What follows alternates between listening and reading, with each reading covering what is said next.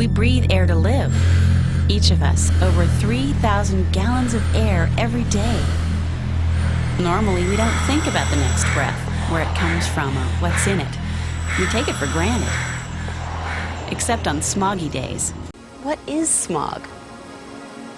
You can think of smog as an atmospheric soup of harmful gases and very small solid or liquid particles called particulate matter. The most prevalent gases are ozone and oxides of nitrogen, NOx, called NOx.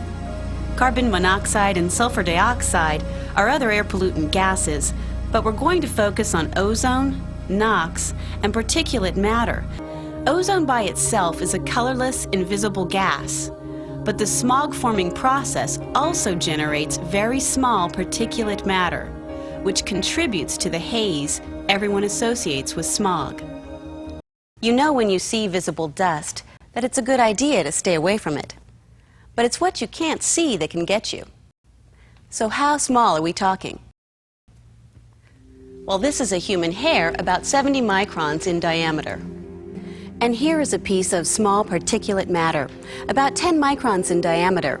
Particles 10 microns or less are classified as PM10. Things like pollen, wind-blown dust, and tire rubber particles are size PM10, which is small enough to penetrate into the small airways of the lungs. Some particles formed by smog or from smoke and diesel soot are even smaller. This piece of particulate matter in smog is about 2 microns wide. Very small particles, less than 2.5 microns in size, are called PM2.5 and are more dangerous because they are small enough to penetrate into the deepest parts of the lung. When we breathe polluted air, our bodies begin a series of natural steps to purge the pollution. The nose removes half of the ozone we breathe. Ozone reacts with tissues, killing cells and damaging the nose. Our airways are lined with cells that are covered with tiny hairs called cilia. They beat in a rhythmic pattern, moving mucus up to the throat where it is swallowed.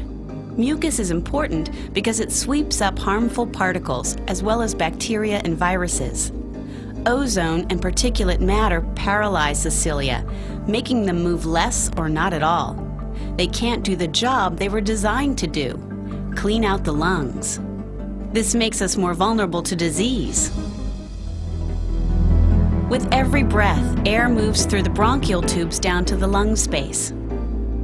Deep in the lung are tiny sacs called alveoli, where oxygen is transferred to the blood and waste carbon dioxide is removed. An average adult lung has 300 million alveoli.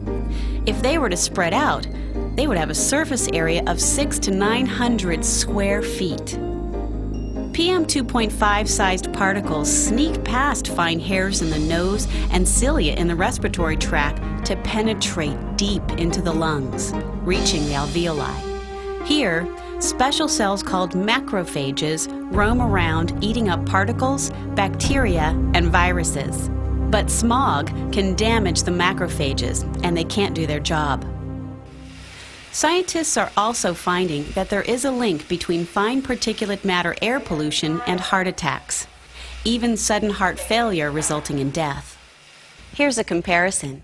This is a healthy open airway, and this is what an airway on smog looks like. Inflammation swells the tissue, restricting airflow. This is not good.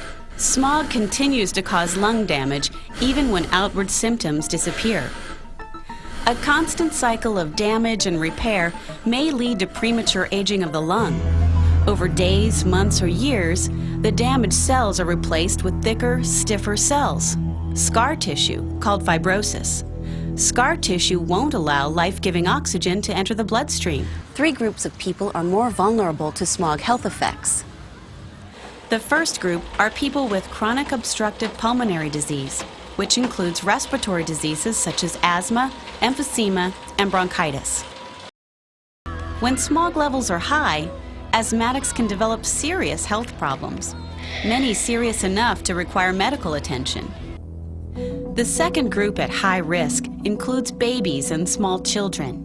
Their lungs are still developing and are more sensitive to smog. They also breathe in more air pollution because they breathe faster, bringing in 3 to 4 times more air per pound of body weight than adults.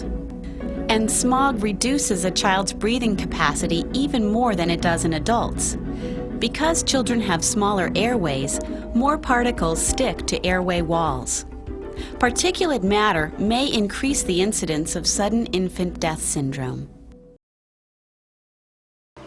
A third group is at increased air pollution risk: healthy adults of all ages who exercise or work hard outdoors. During exercise, we breathe in as much as 10 times our resting volume of air, exposing us to 10 times more air pollution. We breathe through the mouth instead of the nose, bypassing filters in the nose that otherwise would filter out half of the particles inhaled. How can people find out about air pollution levels where they live? Well, there's a simple way. The Air Quality Index, or AQI, gives people a gauge of air pollution severity where they live and work. The AQI takes into account levels of ozone and sometimes other air pollutants. Readings of 0 to 50 indicate good air quality. 50 to 100 is moderate.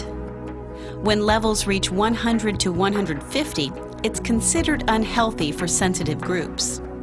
150 to 200 is unhealthy for all groups. And 200 to 300 is very unhealthy. For some air pollutants, any amount is too much.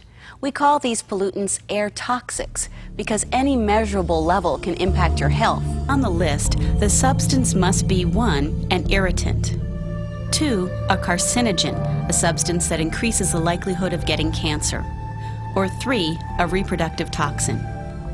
The health effects of air pollution produce serious economic consequences.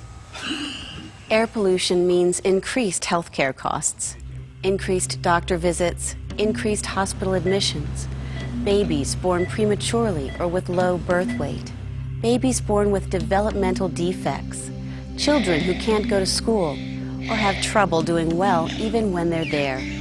It means workers who don't go to work, families who pack up and look for jobs somewhere else, suffering and premature death to the most sensitive. Your clean air choices are critical in the fight against air pollution. With every breath you take, you can be part of the fight for clean air. Thanks for watching.